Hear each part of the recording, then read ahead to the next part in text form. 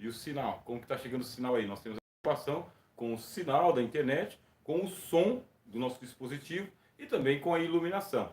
Preciso que vocês me deem o retorno, vão conversando comigo aqui através do chat. Hoje, excepcionalmente, nós não estamos transmitindo a nossa aula lá do Instituto, lá da sede do Instituto. Estou aqui na minha residência porque os nossos irmãos que são responsáveis pelo espaço estão em um outro evento também de formação e não podem estar conosco hoje. Por isso nós estamos trazendo aqui para o home office também, trabalhando em casa. E estamos aqui para a nossa palestra em filosofia clínica também. Essa é a segunda parte.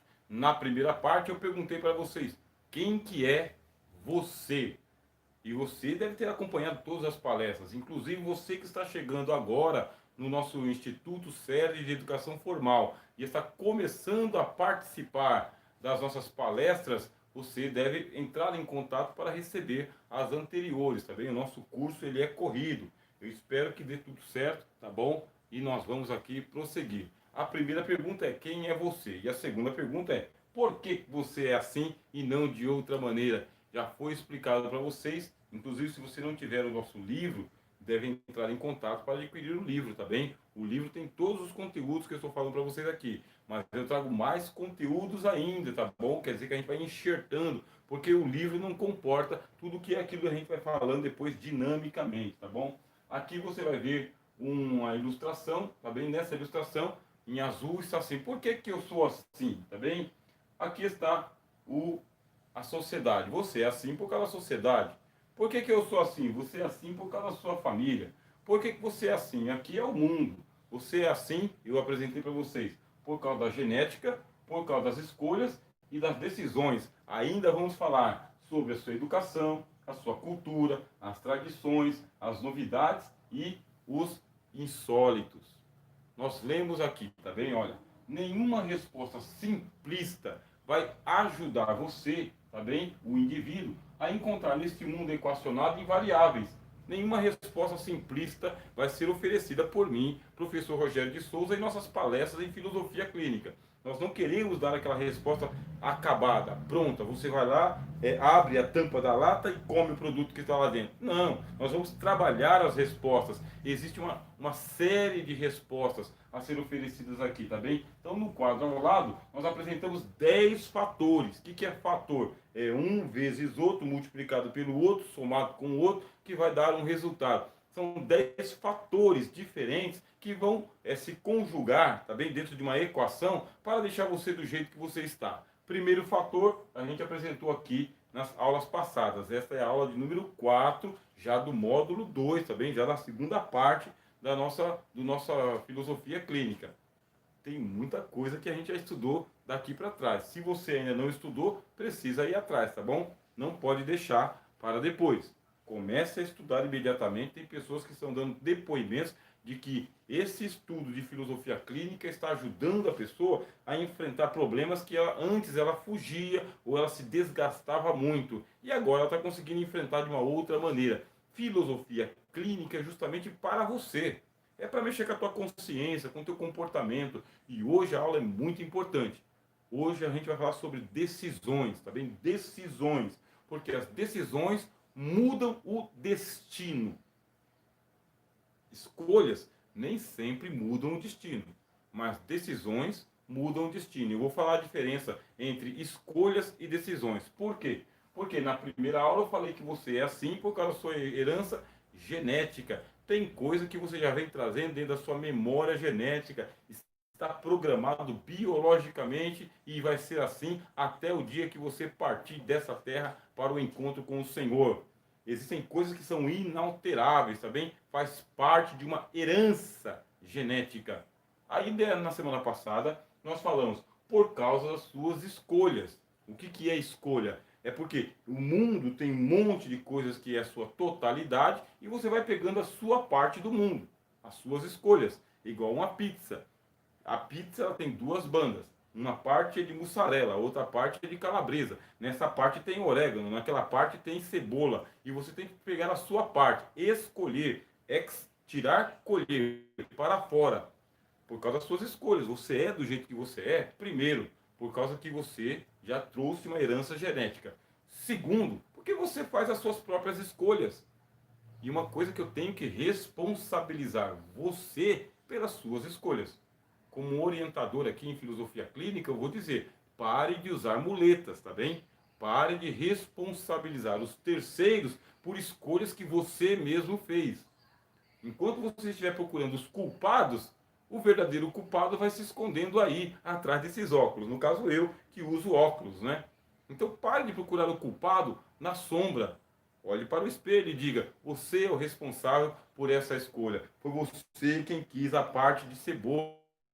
Foi você quem quis a parte do orégano. Foi você quem quis dormir e ficou empanturrado e teve aquela azia terrível. Foi você que fez tudo demais e ficou enfastiado. Foi você. Então você começa a se responsabilizar pelas suas escolhas, tá bom? E hoje? A aula de hoje fala sobre decisões. Então preste bastante atenção. Não estou com muita pressa, tá bom? Nós temos aqui um período mínimo de 1 hora de aula, mas vai ser importante que a gente leve tudo a efeito, tá bem? Tudo até o fim. Eu espero que a bateria suporte, tá bem? Estou preocupado aqui porque já usei bastante o celular, ele está carregando enquanto eu estou falando com vocês aqui. Vamos lá. Professor, eu gostaria de ter o conteúdo dessa aula aí, o PDF dessa aula. Você entra em contato comigo, porque tanto eu tenho os slides, quanto eu tenho o livro didático também. O livro didático é importantíssimo, porque ele vai ficar com você, depois você vai lá, imprime, encaderna ele, guarda aí no seu pendrive, guarda no seu HD, e você sempre vai estar consultando ele, tá bom? É muito importante. Por causa das suas decisões. Vamos lá. Não confunda decisões com escolhas. Não confunda escolha com decisões. Elas se parecem. Eu escolhi, eu decidi, mas são primas. Então, primos se parecem, mas não são irmãos siameses. São primas. Se parecem, mas são distintas. A escolha, eu acabei de escolher. A escolha é uma atitude momentânea para suprir uma demanda que surge no dia a dia. Então você pega aí a caneta que você sempre tem e anota aí. Escolha é uma decisão de momento. Escolha é algo mais ou menos improvisado. Acabou de chegar aqui o entregador de lanches. Então você vai escolher o seu, porque é uma decisão de momento. Você está no ponto de ônibus e você tem lá a alternativa de 4 linhas de ônibus que passam por ali. A linha A, B, C, D, E. Todas elas vão chegar no seu destino. Só que uma vai por um lado, a outra vai para o outro, um tem um pouquinho mais de trânsito, o outro é mais expresso. Aí você tem que tomar uma decisão. O que passar primeiro eu vou pegar aqui. Você vai escolher. Não, esse aqui não, porque está muito cheio, então eu vou esperar no próximo. Escolha sempre é uma decisão de momento. Uma decisão pontual. É algo que você tem que tomar urgentemente. Não dá para ficar passando muito tempo. Quer dizer que muitas das suas escolhas, escolher, ex é tirar para fora. Então, eu escolho. Eu tenho aqui este livro na minha mão. Aí eu vou dizer o seguinte, olha, eu quero estudar sobre o Evangelho de João. Eu tenho 6 deste livro aqui. 6. Aí eu vou, 1, 2, 3, 4, 5, 6. Dá para eu ler os 6? Não. Dá para ler tudo? Não. Eu tenho que escolher. Qual? A enciclopédia. Aí eu vou lá e vou ler sobre o Evangelho de João. Eu escolhi. Você vai na livraria, você vai escolher. Você vai no supermercado, você vai escolher. Porque são escolhas, são momentâneas, tá bem? São atitudes que você toma para hoje, para agora, imediatamente. Não dá para ficar adiando muito. E nas escolhas, você não precisa ficar perguntando muito para as pessoas. Porque a escolha é sua, tá bom? Sua. Diferente da decisão. Por quê? A decisão é uma postura definitiva. Por isso que é decisão. A palavra cisão, tá bem? Cisão. É um corte, tá bom? Você vai cindir, vai fazer uma cisão. Então esse corte aqui, quer dizer, ele vai separar o antes e o depois. A decisão é algo um pouco mais complexo, um pouco mais demorado, tá? Um pouco mais perigoso do que uma escolha. Então você já começa a pontuar aí. A decisão é uma postura mais definitiva, que dará o norte para onde a sua vida se guiará. A decisão é uma escolha, só que ela é uma escolha muito mais pensada, é uma escolha muito mais demorada. Por isso que a gente evita usar a palavra escolha, para não confundir com decisão. Decisão é definir, é colocar um fim, é dizer o seguinte: eu vou para o norte, eu vou para o sul, eu vou ficar parado aqui. Na decisão, não é se você vai ou não se casar, mas com quem você vai se casar. Então você vai se casar com quem? Porque você vai colocar a sua vida lado a lado com outra pessoa que também terá que decidir com você e não por você. Peguei aí você agora em ponto terrível, né? Isso aqui é chamado ponto neurálgico, tá? O nervo exposto. Você não pode deixar que a pessoa decida por você. Ela tem que decidir por ela. E você decidir por você. Você vai se casar com essa pessoa. Você se casou com essa pessoa. Essa decisão levou a tua vida para outro lado que ela não estava indo. Antes de solteiro, ia para um lado. Depois de casado, vai para o outro lado. E agora, se a pessoa com quem você casou não quiser ir para o mesmo lado que você, vai ficar parado. Ou então, você vai começar a viver pela agenda da outra pessoa. Isso é o mais desastroso no casamento. O mais desastroso no casamento é quando você começa a se anular para que a outra pessoa se evidencie. Assim, você está vivendo por ela e ela está vivendo por ela. Quer dizer, duas pessoas vivendo por ela. E quem está vivendo com você? Sempre eu trarei de volta aqui exemplos do casamento e da vida. A profissão que você vai exercer durante toda a sua vida. Você vai ter que dizer o seguinte: eu vou fazer a faculdade A, Y, Z.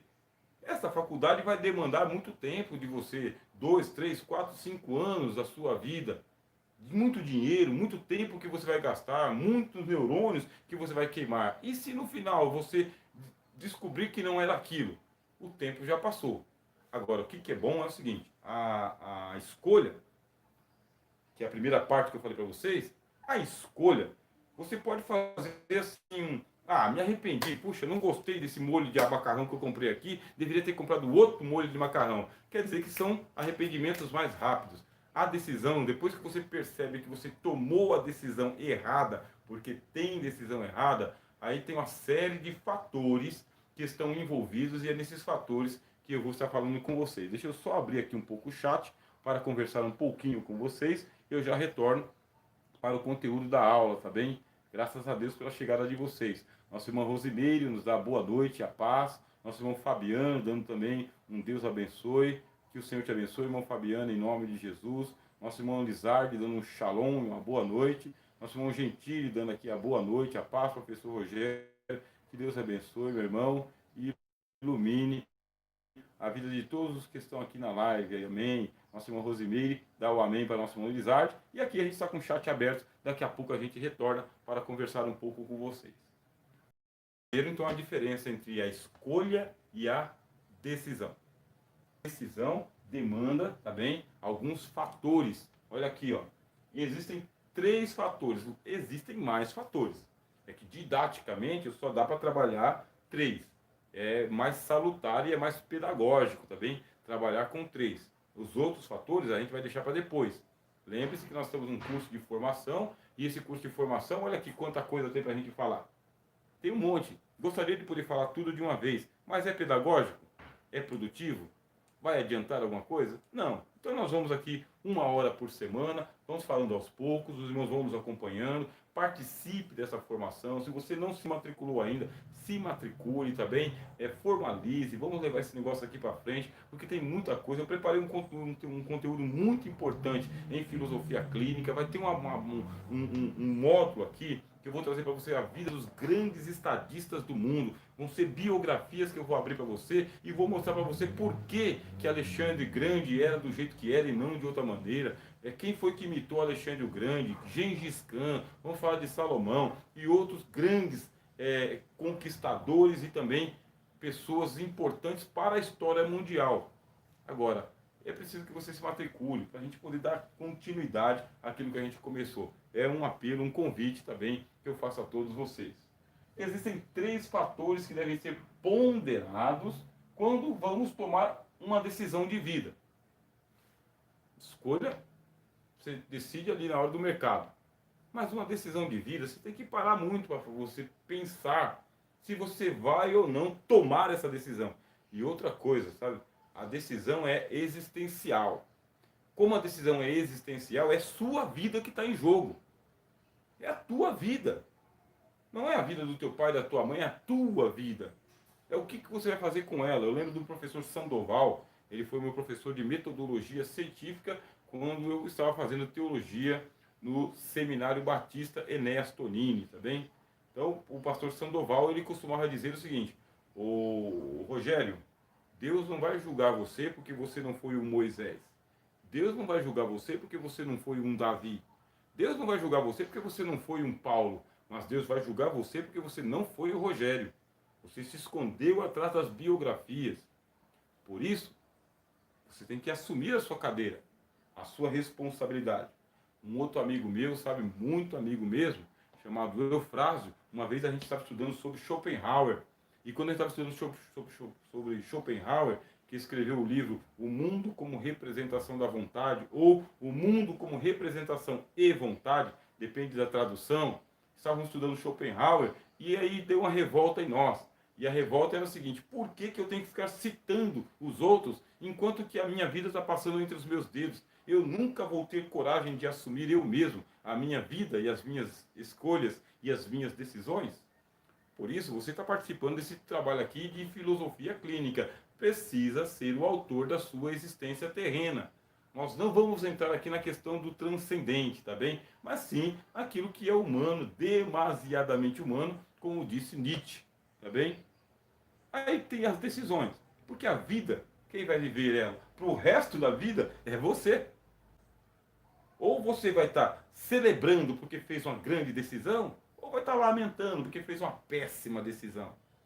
3 fatores nós vamos ponderar. Primeiro, o fator social. Quem será afetado com a minha decisão? Você vai tomar uma decisão, mas você não é uma ilha isolada no oceano. Você vai tomar uma decisão e cada decisão que você toma afeta pessoas que estão ligadas com você diretamente. Existem pessoas que estão ligadas pelo umbigo com você. Pessoas que dependem de você. E a sua decisão pode ser um corte umbilical. Vamos falar sobre isso. Fator político. Quem que você vai ter que enfrentar com as suas decisões? Nem toda decisão que você toma afeta somente os que estão abaixo de você. Tem decisão que você toma que é uma verdadeira afronta a algum poder político, alguém que tem força política sobre você. Preste atenção. E o terceiro fator, o fator histórico. O que é que vai ficar registrado na sua lápide, na sua biografia, na sua história? Vamos lá? Vamos lá. Muito bem, aqui esse slide está dizendo, olha, o fator social. Quem será afetado com a sua decisão? Muito bem, nós vamos pegar algumas personagens conhecidas do povo de Deus, que gosta de ler a Bíblia e ouvir testemunhos. Problemas técnicos, meus irmãos. Os problemas técnicos aqui são surpreendentes, né? Não deveria ser, mas são surpreendentes. Vamos lá. Se acontecer um problema técnico, eu vou tentar resolver de novo, tá bom? Fator social. Todas as decisões que você tomar, todas, tá bem? Todas as decisões são decisões de vida e vão influenciar as próximas gerações, inclusive. Vou pegar aqui algumas personagens muito conhecidas de nós que estamos acostumados a ouvir a palavra de Deus e estudar também. Aqui está, no laranjinha, Adão. Veja só, a decisão de Adão. Que momento que Adão teve de tomar uma decisão? Na hora em que Eva levou para ele o jantar. Uma decisão de jantar. Comer ou não comer. Uma coisa tão simples para nós no dia inteiro, em todos os dias.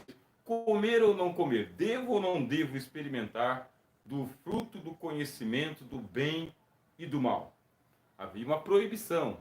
Por quê? Você vai tomar uma decisão e na sua decisão você tem que ponderar o fator ético, tá bem? O que é o fator ético? Isso aqui vai promover o bem ou isso aqui vai promover o mal?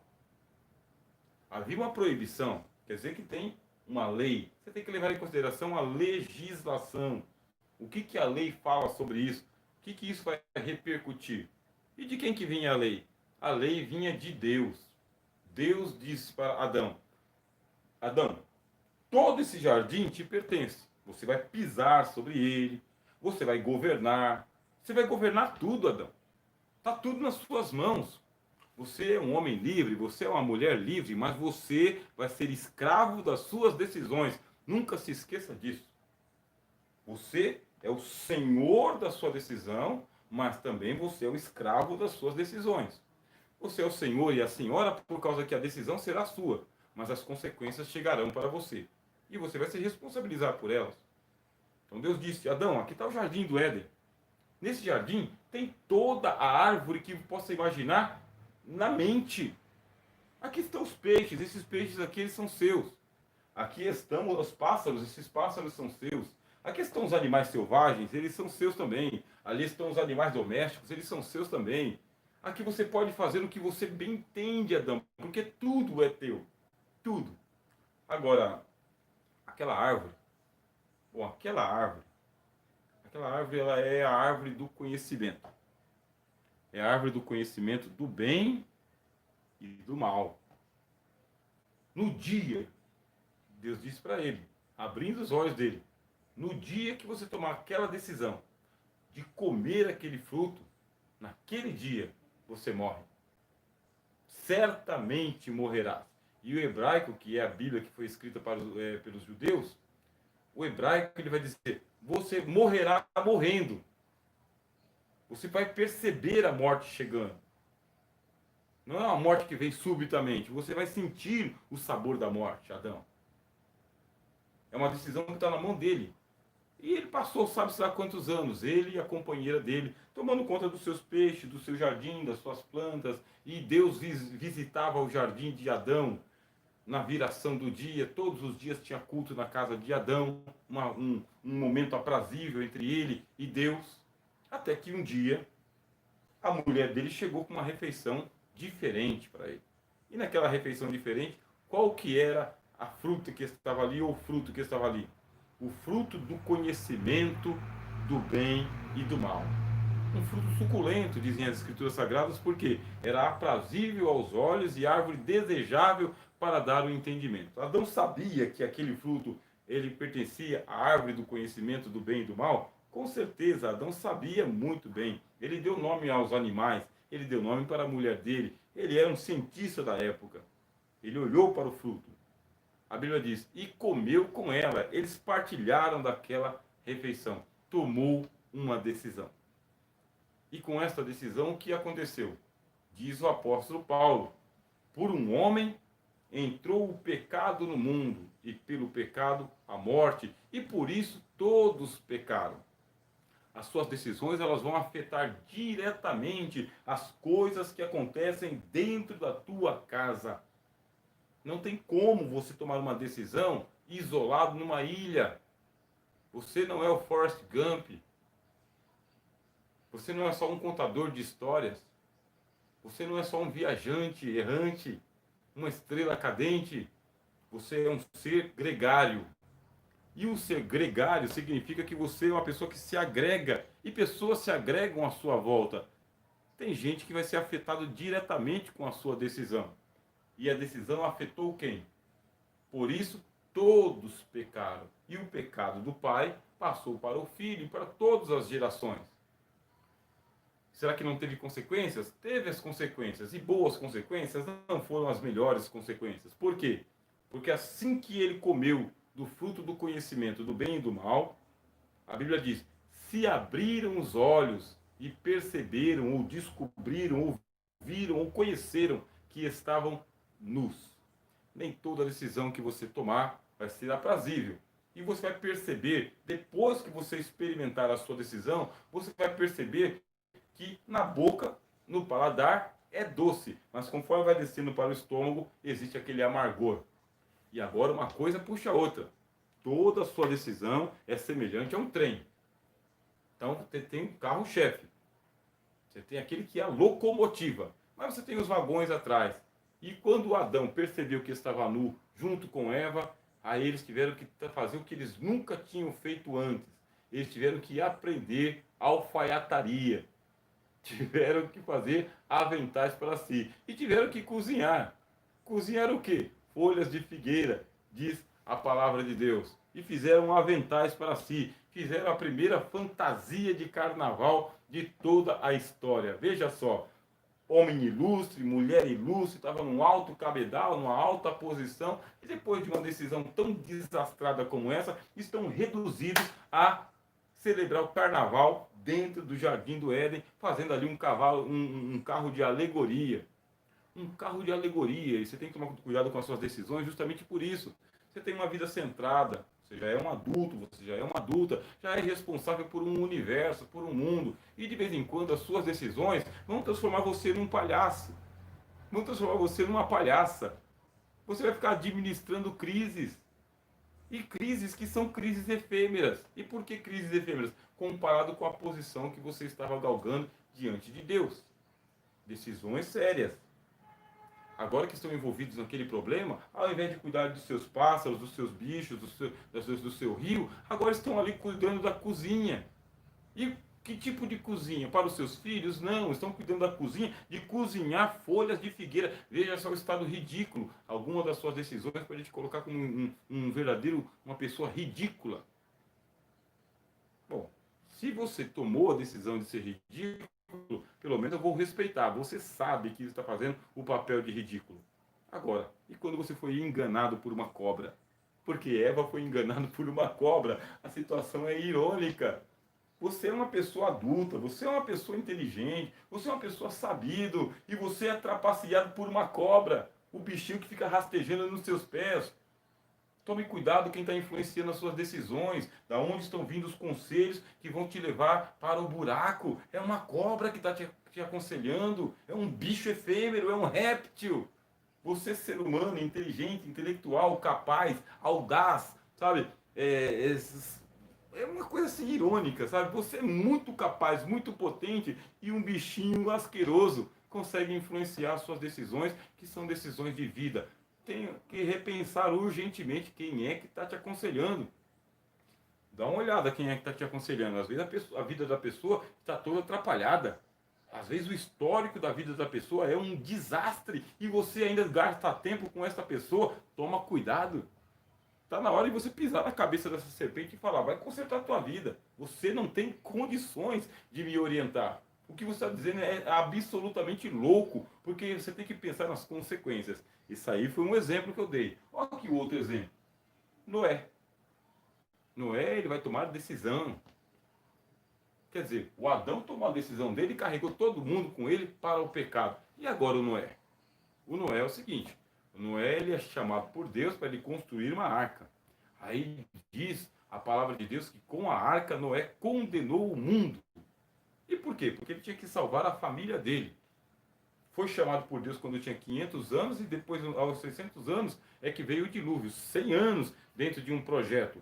A decisão que ele tinha era de construir a arca e receber os animais e tinha que construir do jeito que Deus tinha dito para ele.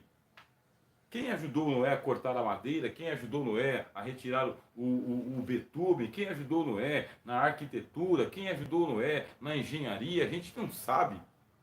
Ele tinha 500 anos de idade. E com 500 anos de idade tem muita gente que está chutando o balde ou então está empurrando a chuteira, entregando as chuteiras. Noé não. Noé está com 500 anos, mas ele tem uma revelação de Deus na vida dele. Vai vir um dilúvio, o mundo vai acabar. Se você não cuidar de você e da sua casa, você vai para o buraco junto com o mundo. O que você vai fazer, Noé?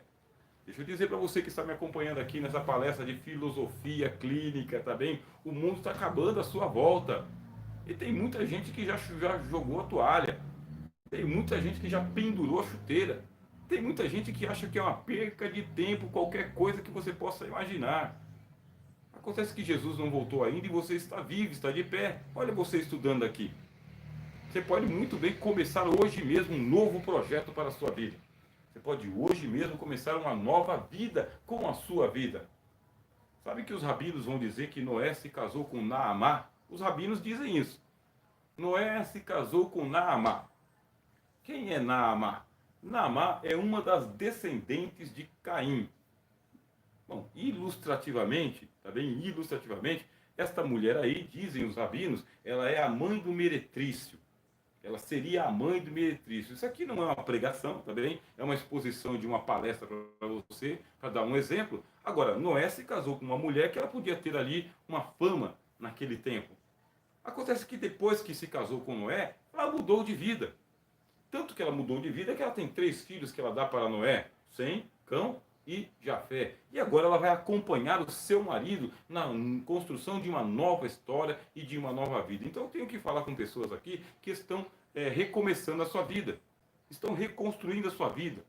Afinal de contas, a vida é uma caixinha de surpresa para muita gente e muitas decisões que você tomou foram erradas no passado, mas nunca é tarde de você recomeçar. Você está vivo, tem liberdade, tem consciência, você tá livre. Deus te criou com liberdade. Então o que faz agora a mulher de Noé? Está casada com um homem que é um homem que tem sonhos. Qual é o sonho de Noé? É escapar do dilúvio. Então, você que está aí vivendo um novo casamento, uma nova etapa na sua existência, abraça essa pessoa que está do seu lado aí, sonha junto, trabalha junto, constrói junto e avança junto, ao invés de ficar olhando para as tristezas da vida, os desastres da vida, sabe? As decisões erradas que você tomou anteriormente, tem uma perspectiva muito diferente para você. Noé começa a obra dele porque Deus falou com ele: constrói uma arca. A arca pode ser um absurdo para muita gente, mas para Noé era a causa da sua salvação. Assim você também. O que você está empreendendo agora pode ser um absurdo para todo mundo, mas é importante que para você tem sentido, tem significado. Por isso é hora de retomar o seu projeto. Retome, recomece ou comece um novo.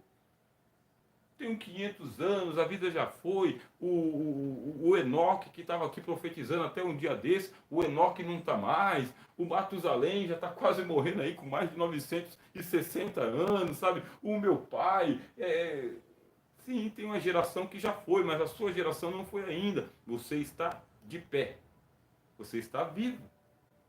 Você tem a oportunidade de fazer exatamente como Noé. Tome uma decisão. E que a sua decisão seja para o bem, voltado para a construção, voltado para a vida, voltado para a preservação da vida. O que fez Noé? Com a decisão dele, preservou a nossa raça.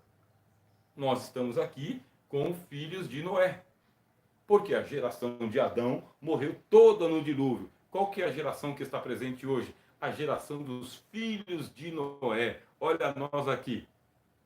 Toda decisão que você tomar, que seja para a preservação máxima da vida, tá bem? Máxima. Eu vou estimular você. Tome decisões pela vida sempre. Sempre. Então, preserve a vida, a sua e das pessoas que dependerem dessa sua decisão. Faça isso. E aí você vai experimentar outras coisas, outros ares. Tem uma outra pessoa que eu coloquei aqui, ó. Abraão, tá bem? Abraão, ele tomou decisões também. Ele já estava estabilizado na família dele. A família dele era uma família aristocrata em Ur dos Caldeus. Já tinha a indústria que eles se dedicavam, que era a indústria da construção de ídolos. E templo para eles abastecerem é o que não faltava. Afinal de contas, a Babilônia é o berço de todas as religiões do mundo. Templos, deuses, culto, tudo tinha. Quer dizer que a família de Abraão já estava estabilizada. Mas um dia ele recebeu uma revelação. Você pode deixar tudo que você tem aí, a casa do teu pai, a tua parentela, para uma terra que eu te mostrarei, e em ti serão benditas todas as famílias da terra. Abraão, diz a Bíblia, pela fé obedeceu a Deus. Sabe por que pela fé? Porque tem muita coisa que você vai ter que tomar decisão sem ter nada na mão. Justamente, nem sempre você já tem os recursos na mão na hora de tomar uma decisão. Você está com nada na mão. Você está com as mãos vazias. Você não tem recurso no banco, você não tem amigos, você não tem crédito, você não tem nada para você poder investir no começo do seu negócio. É nada material mesmo. Quando Deus disse para Abraão, você vai ter que deixar toda a sua propriedade para trás, a herança de família para trás, para andar como um peregrino na terra, só você e as suas tendas, é uma decisão muito séria. Mas aí a Bíblia vai dizer, pela fé, Abraão começou do zero. Então talvez seja a hora de você começar do zero. Eu estou tentando recuperar, mas será que vale a pena você ficar tomando a decisão de recuperar? Tem coisa que não tem recuperação, é PT, é perca total, perdeu tudo. Então se você perdeu tudo, coloca um PT e pronto, esse é um prejuízo que você tomou. Todo mundo toma prejuízo. Eu mesmo estou administrando altos prejuízos na minha existência. Administrando, não. Eu estou buscando em Deus alternativas para que eu possa superar aquilo que foi levado, aquilo que eu perdi. Mas eu estou muito mais de olho naquilo que eu ainda não tenho, naquilo que eu vou conquistar, naquilo que eu vou em busca, do que naquilo que já foi. As águas levaram. Veja só o exemplo de Jó. Jó ele tem uma nova oportunidade. Só que ele passou um tempo de martírio. Então, entre aquele tempo de prosperidade que Jó tinha e o tempo de martírio, passou uma temporada, mas depois veio a prosperidade. Então, faça o seguinte: Abraão está abandonando a terra dele, a casa do pai, a parentela e todo o nome que ele tinha. Por quê? Porque ele tem uma visão e agora tem que investir fé. E se você tem que investir fé, é o que você tem. Você vai com a cara e com a coragem, você vai de mãos vazias, você vai começar do zero, vai começar de novo, vai fazer o seu empreendimento. Mas eu não tenho mais tempo para isso. Como não tem mais tempo? Abraão tinha 75 anos. Como que não tem mais tempo? Se você tiver mais 2 anos de vida, pelo menos foi 2 anos de envolvimento com um projeto que você sonha há muito tempo. Toma cuidado com adiar os seus sonhos, tá bem? Toma muito cuidado em ficar adiando aquilo que você tanto almeja. Por quê? A morte pode chegar e ceifar você. E aí pronto, o seu sonho vai junto com você. Não é que faça todo o sentido da vida depois que você morrer. Mas enquanto você está vivendo, por que não? Por que não? Então você vai ter que tomar uma decisão. Essa decisão é de vida. O Abraão tomou a decisão, levantou a caravana dele e foi embora para Canaã. Resultado de Abraão, olha nós aqui. Nós estamos na pegada do pai Abraão, ele se tornou o pai de todos nós. Nós que cremos no mesmo evangelho que Abraão. A sua decisão tem um fator social e vai influenciar gerações lá na frente, gente que você nem conhece. Tenho aqui Moisés. Moisés ele tomou decisões também. E as decisões de Moisés, elas foram muito temerárias. E por que temerária? A Bíblia diz que quando ele tinha 40 anos de idade, ele saiu para ver os seus irmãos. Ele já sabia que ele era hebreu e que ele não era egípcio, que ele era hebreu. E ao ver um dos seus irmãos apanhando, o que fez o Moisés? Ele tomou as dores para si. Tomou as dores e a decisão dele foi bater no homem. E ele bateu no homem até matar. Aí depois ele pegou e escondeu o corpo do homem. No dia seguinte, ele ainda estava tomado pelo mesmo ímpeto, sabe? De inconformidade, porque se você é humano e você tem sangue na veia, se você não tem sangue de barata, então vai ser muito normal você ficar indignado com situações de injustiça. Se você está sofrendo uma injustiça, se você vê que uma injustiça está acontecendo perto de você e está afetando os teus irmãos, e você está nem aí para a hora do Brasil, você tem sangue de barata, então tem água no teu sangue, água demais. É muito comum você ficar irritado, irritada, nervoso, nervosa, contrariado, contrariada, indignado, indignada. E é muito comum, às vezes, você se sentir impotente, incapaz. Mas você não pode ser indiferente.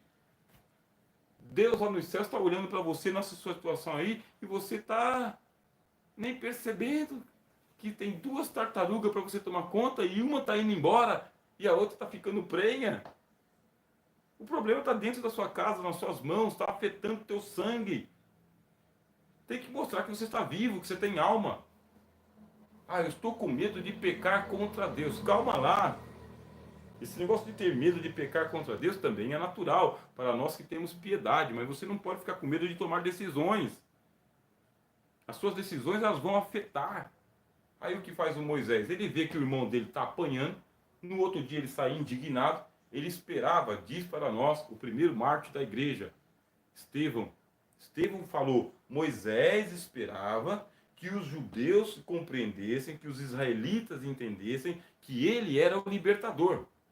Tem vezes que você vai esperar que as pessoas entendam a sua obra, seu projeto, a sua indignação, mas as pessoas não estão entendendo. Às vezes nem você mesmo se entende, como que os outros vão te entender? Olha que negócio extraordinário. Ele sai no outro dia e o Estevão falou, ele pensou que os irmãos dele iam entender o projeto dele. As pessoas não vão entender seu projeto. Aí o que faz o Moisés? Vai lá e contende, quer dizer, a Bíblia diz que ele entrou na briga entre dois israelitas. Primeiro era um feitor egípcio batendo num israelita. Aí ele foi lá e falou, opa, aí não, mexeu com sangue, matou o egípcio. No outro dia ele chegou e viu que os dois israelitas estavam brigando. Aí ele falou, para com isso, a gente aqui é irmão, não pode brigar não. Aí o pessoal pegou e acusou ele. Acusou e disse, e aí, você vai fazer o que agora? Vai bater na gente também? Vai matar a gente, que nem você fez com o egípcio lá? Chegou a hora que o Moisés falou, olha, negócio azedou. O negócio azedou. Descobriram que eu matei o egípcio. E agora a minha vida tá por um fio. O que fez então o Moisés? Pé no mundo. Decisão de fugir. Tem gigante que você enfrenta, mas tem gigante que você dá no pé. Se você não der no pé, você vai ser morto. E se você for morto, não tem ninguém aqui para contar a história. Diz o livro de Provérbios para nós que a gente tem que pensar nisso, sabe? É melhor um cão vivo do que um leão morto. Ah, mas isso aí é pura covardia, isso aí é pura prudência. Nem sempre dá para você enfrentar o chefão de frente. Você vai enfrentar o chefão de frente, no outro dia você está no olho da rua. E quem vai pagar suas contas? Você com todo o seu orgulho, você com toda a sua razão. Adiantou ter razão e agora tem que sair para procurar emprego? Ah, pelo menos vou receber 6 meses de seguro-desemprego. 6 meses de seguro-desemprego não paga nada. Você acabou de perder a estabilidade.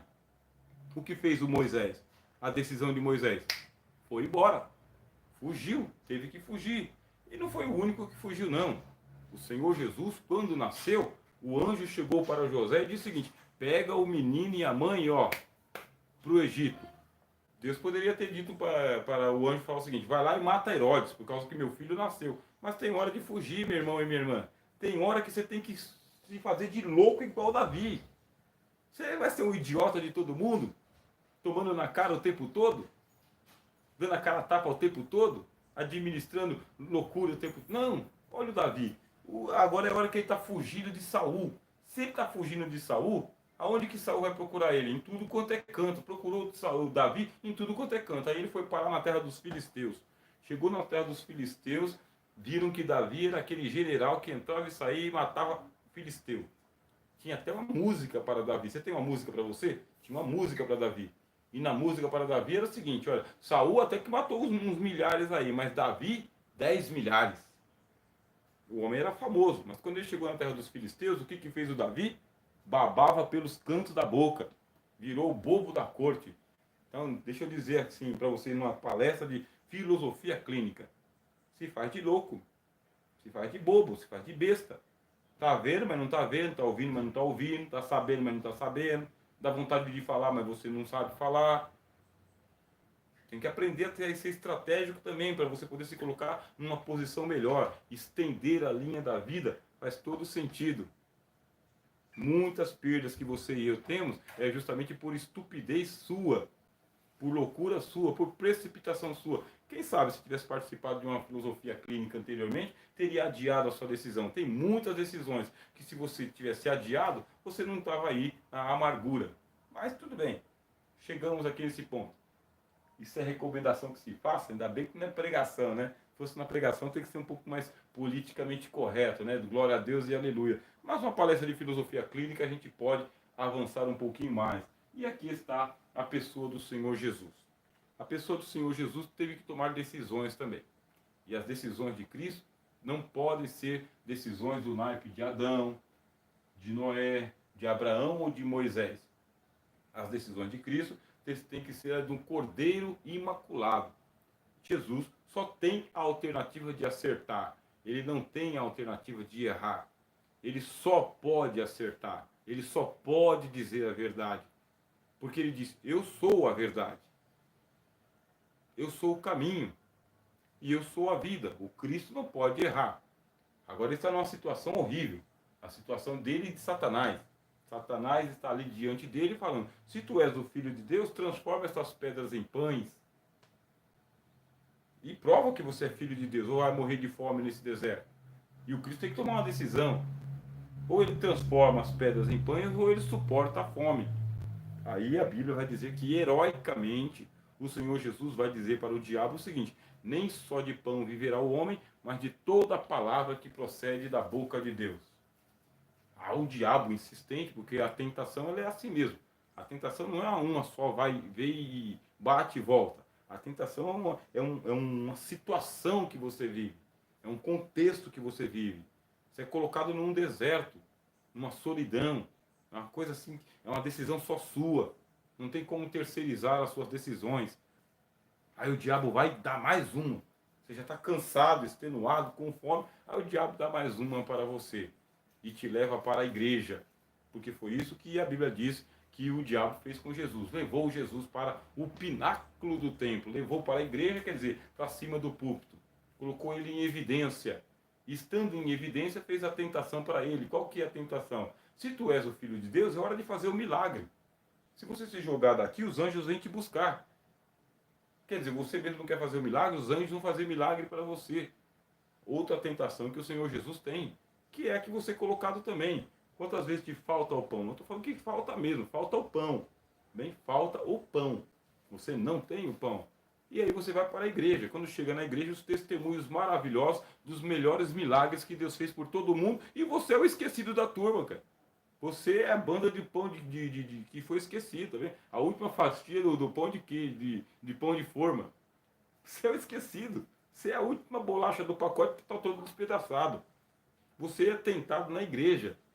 E na igreja, o pessoal canta, o pessoal dá testemunho, e o pessoal vai com belas roupas, e aquela tentação, por causa que as igrejas têm cantina, e na cantina o pessoal vai lá e compra coxinha, e compra bolo, e compra refrigerante, e dá risada, e você sem nada no bolso.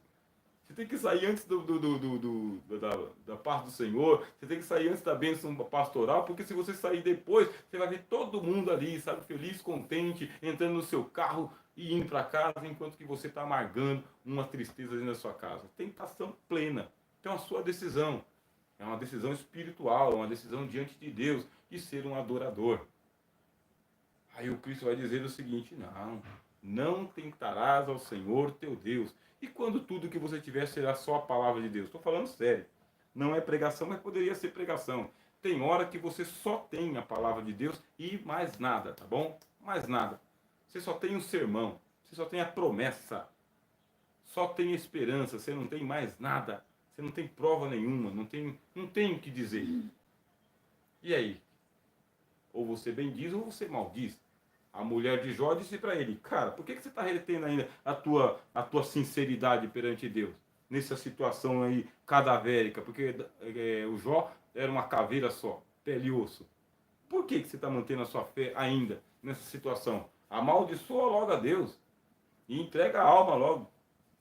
Do tipo, querendo dizer o seguinte: vá para o diabo que te carregue logo de uma vez. Desvia logo de uma vez. Tem hora que você não vai ter nada na mão. Vai ter que tomar uma decisão, que é a decisão dos piedosos. Esperei com paciência pelo Senhor. Se ele não vir, você morre afogado no lago no lago mesmo, num charco de lodo, diz o Salmo. O que vocês estão achando, meus irmãos? Estou achando que vocês estão só ouvindo, né? Estão só ouvindo, né? Tá bom. Existem fatores, meus irmãos, que são fatores políticos nas suas decisões. Então, o primeiro é o fator social. Tudo que você faz influencia as pessoas à sua volta. Segundo, fator político. Quem que você vai ter que enfrentar com a sua decisão? Qual é o poderoso que vai se incomodar com o seu sim e o seu não? O vou ou não vou? O quero, não quero? Faço ou não faço? Quem é o poderoso que vai ficar aí no seu calcanhar te perseguindo só porque você não satisfez a gana dele? Toda decisão que você toma, mexe com os poderosos. Porque os poderosos, eles gostam do comando, do mando, da opressão e do domínio. Todos. Então quem tem poder não quer ser afrontado. Vou dar um exemplo para você aqui, ó. Saul e Samuel. A decisão de Saul Foi uma decisão temerária. E a gente arrebenta com Saul. Nas pregações, meus irmãos, evangélicas também, nas pregações de púlpito, ninguém é louco de ficar do lado de Saul, mas ninguém. Porque Saul foi rejeitado pelo Jeová, por Deus. Agora vamos aqui humanizar a situação. Humanizar, só humanizar. Saul tem o exército nas mãos. Saul tem que tomar uma decisão. O exército não está submisso a Saul. O exército está submisso a Samuel. Afinal de contas, Samuel é o profeta do Senhor. Samuel é o sacerdote do Senhor. Samuel era juiz em Israel antes de Saul. Ninguém levantava uma correia de sandália sem a decisão de Samuel, porque ele era muito respeitado, muito respeitado. E foi ele quem ungiu a Saul. Agora Saul está numa campanha de guerra, meus irmãos. E você, quando está em tempo de guerra, só falta arrancar os cabelos. É ou não é? Você, quando está numa situação de crise, você não vê saída. E o pouco de apoio que você tem, você quer manter. Foi o que Saul fez. Ele está numa situação de guerra e cadê Samuel que não chega? Onde está o Samuel que não chega? Ah, você aí falando, cadê Deus que não chega? E você está vendo que as coisas estão saindo da sua mão, do seu controle, não tem mais nada na sua mão. E aí o que faz então Saul? Samuel não chega, os soldados não estão obedecendo o Saul, está todo mundo indo embora, esperando que a religião faça o papel dela, para que a política pode fazer o papel dela. Aí o Saul toma uma decisão que ele vai ter que enfrentar o poderoso Samuel. Samuel, profeta do Senhor. E o que faz o Saul? A loucura que a gente todo mundo conhece. Ele vai lá e ele oferece um sacrifício a Deus. Faz o sacrifício a Deus, aí pronto, está oferecendo sacrifício, e no que ele está fazendo o ato dele, aí chega o Samuel. Quando chegou o Samuel, aí o Samuel falou, por que você agiu loucamente perante o exército e perante Deus? Por que você tomou essa decisão precipitada, Saul? Se você tivesse esperado mais um pouco, Deus teria confirmado o teu reino. Mas agora que você agiu loucamente, Deus vai tirar de você toda a autoridade que você tem. Você deveria ter se mantido dentro da sua competência. E muitas vezes é isso que acontece com você e comigo. Nós vamos ter que enfrentar uma força política, e é uma força religiosa, e às vezes a gente vai se intrometer em um negócio alheio, e a nossa decisão vai ser desastrosa. Porque o poder que você está enfrentando vai ter um contragolpe contra você. Ninguém que tem o mando na mão vai simplesmente suportar que você o desautorize. O pai, quando é desautorizado pelo filho, o que o pai faz? Bate no filho para colocar ele de volta no lugar dele. O patrão, quando ele é desautorizado pelo empregado, o que ele faz? Ele pega e dá uma advertência no empregado para colocar o empregado no lugar dele. O governo, quando ele é afrontado, o que ele faz? Ele dá uma medida provisória lá e ele coloca a população no lugar. Ninguém que tem autoridade na mão suporta ser simplesmente afrontado sem que haja uma retaliação. Agora a questão é a seguinte, você tem peito para suportar a reação de quem você está enfrentando? Toda decisão que você toma é uma afronta contra alguém que manda em você, ou manda na sua empresa, ou manda na sua casa. Você tem peito? Talvez você vai ter que sair com a trouxa nas costas. Talvez você vai ter que sair com a carteira assinada. Talvez você vai ter que sair com a mão na frente e outra atrás. Você tem que, no mínimo, se responsabilizar. Qual foi o problema de Saul nesta decisão? Ele não se arrependeu. Ele não reconheceu que ele estava tomando uma decisão errada naquele momento. Muito pelo contrário, ele justificou o erro dele. Cuidado. Tomou uma decisão, foi precipitada. Tem hora que você tem que ter aquela humildade benedetina, sabe? Aquela humildade franciscana. O que é a humildade franciscana? A humildade franciscana de Francisco de Assis, de conversar com plantas e animais.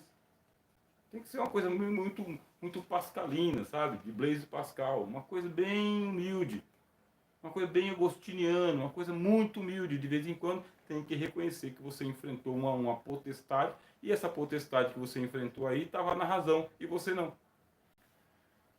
Davi e Saul. Pronto. Agora a gente vai para uma outra situação. A situação agora é porque Davi está na oportunidade de cortar a cabeça de Saul de uma vez só. Por quê? Porque Davi está sendo perseguido por Saul. Perseguido. E por que ele está sendo perseguido? Justamente porque ele é uma ameaça para Saul. Depois que Saul ele enfrentou Samuel, Saul ele entrou por um caminho de paranoia de que todo mundo estava querendo tirar a coroa da cabeça dele. Todo mundo. Aí o Davi começou a prosperar, Davi está prosperando, Davi está prosperando, Davi está prosperando, e daqui a pouco tem música para Davi, a música de Davi é melhor do que a música de Saul, e o Espírito do Senhor saiu de Saul, ele já não é mais profeta, ele já não tem mais a unção para nada, e agora ele está lançando os pés pelas mãos, e Davi está prosperando, e agora Davi tem a oportunidade, numa noite daquelas, de usurpar o trono de Saul, cortando a cabeça dele e sendo entronizado como rei. E o que faz o Davi? Na hora que ele está sendo confrontado por um poder político, o Davi ele dá um passo atrás. Cortou a orla do manto de Saul e depois ele disse: olha aqui, Saul, se eu pudesse, se eu quisesse, eu teria matado você. Acontece que quando você consegue dar um passo atrás numa decisão que você toma, que uma autoridade que está acima de você, ele pode acabar com a sua vida e você consegue se fortalecer de novo, o seu prestígio vai ser um pouquinho maior. Quando você estiver enfrentando uma decisão e a sua decisão mexer diretamente com o poder político, você tem que ser muito prudente, não pode ser louco. Tem que ser muito prudente. Nem sempre é bom você dar a resposta pronta, na lata, com quem você está discutindo. Vai ter que suportar, vai ter que dar um passo atrás. Pode dar um sorriso irônico se você quiser. Pode segurar o teu espírito, porque a Bíblia diz lá no livro de Provérbios, e também no livro de Eclesiastes, mas no livro de Provérbios diz que aquele homem que ele consegue controlar o próprio espírito, esse será o conquistador da cidade. Se você controlar o seu impulso, você está enfrentando poderes. E eu, nessa palestra de filosofia clínica, tenho que ser muito responsável com você. Já foi mais de 1 hora e eu já tenho que parar. Porque senão você não vai suportar. Veja só. Você está enfrentando um poder político, alguém que tem poder de mando sobre você. Quer dizer que ele vai armar os exércitos dele e vai acabar com você. Por isso você tem que ser estratégico, do autocontrole, controle do seu espírito, controle da sua alma, controle das suas palavras, controle das suas emoções. Eu tenho que ter essa responsabilidade em dizer para você, tem tempo que você vai avançar com tudo, mas tem tempo que você vai dar um passo atrás. Josué, quando era com Jericó, avançou com tudo. Depois ele foi com o mesmo ímpeto contra Ai. Deu certo? Não deu certo. A mesma estratégia que você teve numa situação não serve para outra situação. Tem que ter dinamismo, inteligência, pensamento, saber se mover. Eu tenho aqui Davi e Absalão, Roboão e Jeroboão, são exemplos, tá bem? Porque Davi e Absalão. Absalão ele foi um usurpador. Mas o que fez Davi? Ele considerou que a pessoa que estava tentando afrontá-lo era o seu filho. Bom, quando você está lidando com um inimigo ou com uma pessoa que é o seu inimigo e ele é assim, não é do seu sangue, não é da sua linhagem, ele não é nada seu. Ele não é nada, ele é um cara que está lá do poder que está mandando em você. Aí é uma situação. Mas quando o conflito de autoridade é dentro de casa, você vai ter que tomar outro tipo de decisão. O Davi vai falar o seguinte: olha, ô Joabe, você vai lá, você combate o meu filho, mas você não mata o meu filho. Você preserva o meu filho. Porque uma coisa é lutar contra essa turma lá fora. Outra coisa é o problema dentro de casa. Uma coisa é lutar contra a turma lá fora. Outra coisa é contra a sua mulher, contra o seu marido, contra o seu filho, seu irmão, seu chegado, seu parente, seu pai, sua mãe. Você tem que ponderar isso daí. Quem é que está afrontando você? É dentro de casa? Tem que agir com um pouco de mais maleável, tá bem? Seja um pouco mais maleável. Mas é lógico, mantenha a sua posição estratégica sempre. Decisões são suas. E com a sua decisão, você vai definir os destinos. E aqui eu coloquei Roboão e Jeroboão. Roboão tem um exército, Jeroboão tem outro exército. Os dois vão se enfrentar e o profeta fala: não precisa. Você quer essa parte, você quer essa parte. Então vamos entrar num acordo de paz.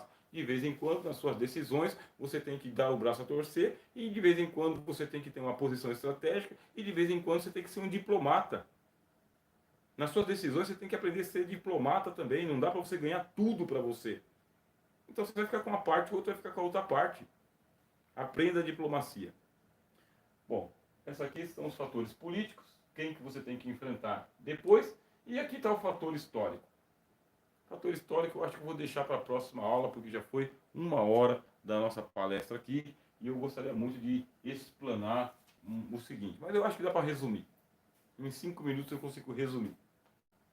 Fator histórico é o seguinte: toda decisão que você tomar, tá bem, vai ficar registrado na sua biografia. Você tem aqui Pedro, por exemplo. Pedro tomou uma decisão. E qual que foi a decisão de Pedro? Ele tomou a decisão de acompanhar o Senhor Jesus de perto. Mas ele estava preparado para acompanhar o Senhor Jesus de perto? Um pouco antes ele estava empolgado. Ele falou: Senhor, eu não te negarei. Ainda a custo da minha própria vida, eu vou com o Senhor até o fim.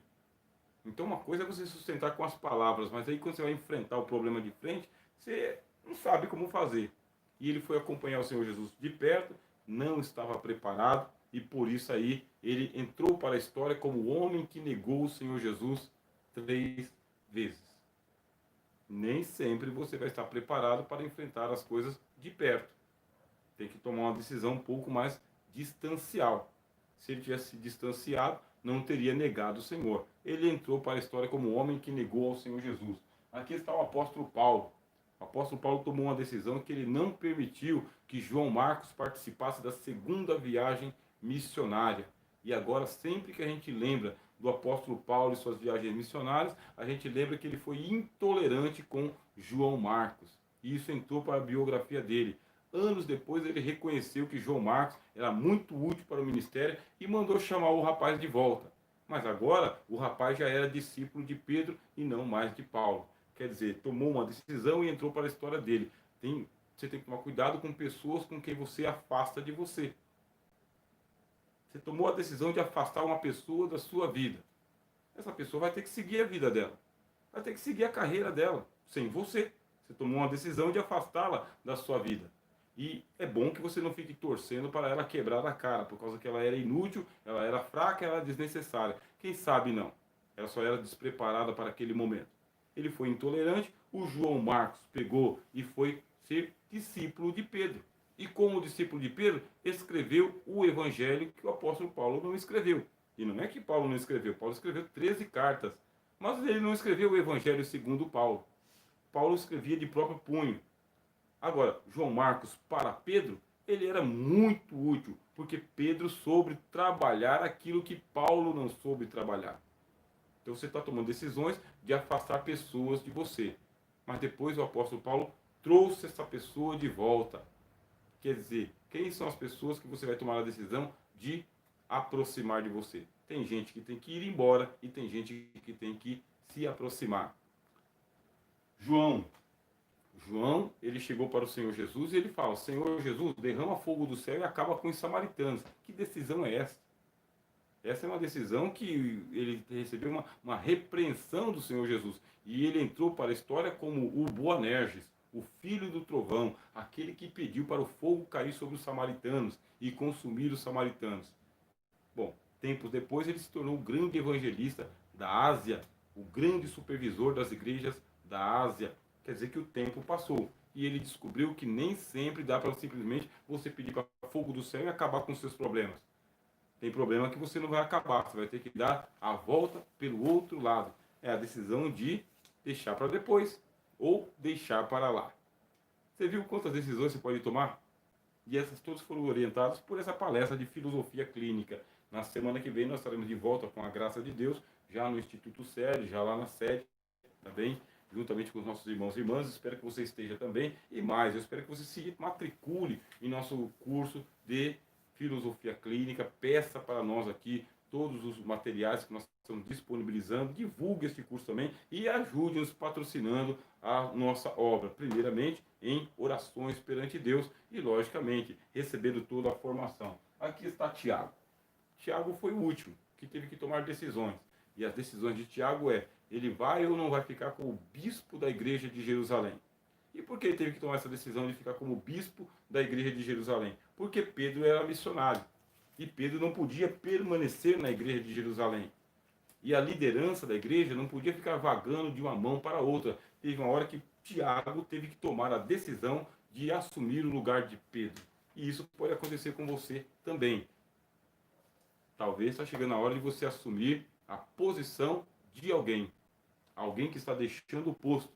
Alguém que não está conseguindo assumir as suas responsabilidades. Alguém que está entregando o cajado, entregando a cadeira. E você vai ter que tomar essa decisão. E essa decisão é sua, somente sua. Porque agora chegou a hora de você fazer a gestão. Tá bom? Bom, que a graça de Deus esteja com todos. Em nome do Senhor Jesus. Nós temos aqui uma conclusão. A conclusão é a seguinte: olha, os grandes, antigos, quando queria revelar e propagar as mais altas virtudes, punham seus estados em ordem. Esta frase é a frase de Confúcio. Quando você quer que alguma coisa avance, tem que colocar as coisas em ordem, tá bom? Deixa eu ver o que vocês escreveram aqui no chat, para que eu possa me despedir de vocês, tá bem? Hoje aqui em caráter um pouco mais extraordinário, tá bom? Nós temos aqui, deixa eu ver, nosso irmão Rosimeire, aqui nosso irmão Gentili, já conversei, nosso irmão Rosimeire dando amém, nosso irmão Anderson dando uma boa noite, né? Aqui é o presbítero Anderson, paz, irmão Anderson, que Deus abençoe, em nome do Senhor. Nós anunciamos também que hoje seria a aula online, nossa irmã Daniela Batista também dando um amém, nossa irmã Rosimeire dizendo que está uma bênção, glória a Deus. E aqui o canal Cura Agora, boa noite, canal Cura Agora. E Reinaldo Bittencourt nos dá o amém. Bom, que a graça do Senhor seja com todos em nome de Jesus. Amanhã, sexta-feira, nós não temos nenhuma programação para o canal Teólogo de Fronteira, mas nós estamos com muitos empreendimentos aí também e uma grande batalha espiritual e material também. Contamos com todos vocês em nome do Senhor Jesus. Sábado, permitindo Deus, nós estaremos com a aula de Teologia Paulina e História da Igreja e domingo, permitindo Deus, estaremos com a história do Evangelho no Brasil. Na segunda-feira nós teremos aí Teologia Pura 2, eu tenho que falar sobre o sermão profético do Senhor, e nós começamos Teologia Pura 3, que é sobre Jesus nos ensinando a orar. Tem um monte de coisa pela frente. Lembre-se de mim nas suas orações, tá bom? Paz seja com todos.